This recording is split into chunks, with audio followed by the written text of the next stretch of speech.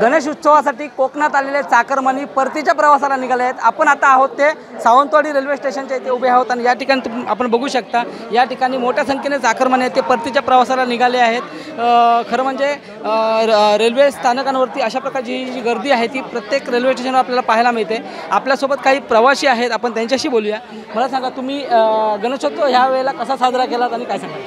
गणेशोत्सव मस्त आनंदात आणि एकदम मजेमध्ये गेला, पण मेन प्रॉब्लेम आहे तो तिकीटचा इथे सगळ्या चाकरमान्यांना, कारण कन्फर्म तिकीट तर मिळत नाही। येते वेळी आणि जाते वेळी पण आम्हाला ब्लॅकने तिकीट म्हणजे एजंटमार्फत घ्यावी लागते। 1,500-2,000 ते रेट सांगतात, पण आमचा नावीलाज असतो, पण ते आम्ही तिकीट घ्यावे लागतात। कारण आम्हाला तर कोकणी माणूस हा चाकरमानी नेहमी गावी येतच असतो गणपती उत्सव, तो काय कधी पण राहत नाही। त्यामुळे हे मेन गव्हर्नमेंटने तिकीटचं केलं पाहिजे, ते हे एजंटमार्फत एजंटला बंद केले पाहिजे।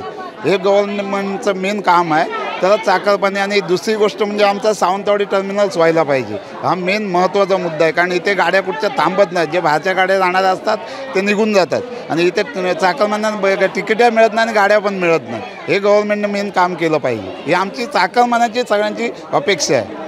जर आपण बघितलं तर चाकरमानी परतीच्या प्रवासाला निघाल्यात, मात्र त्यांचं जे म्हणणं आहे की तिकीट मिळत नाही, एजंटकडून तिकीट घ्यावी लागते, त्यामुळे त्यांना मोठी अडचणीला सामोरं जावं लागतं आहे। विनायक वंजारे, साम टीव्ही न्यूज, सिंधुदुर्ग। आता isakal.com आहे देशातील नंबर 1 ची मराठी न्यूज वेबसाईट। प्रत्येक अपडेटसाठी isakal.com ला नक्की भेट द्या।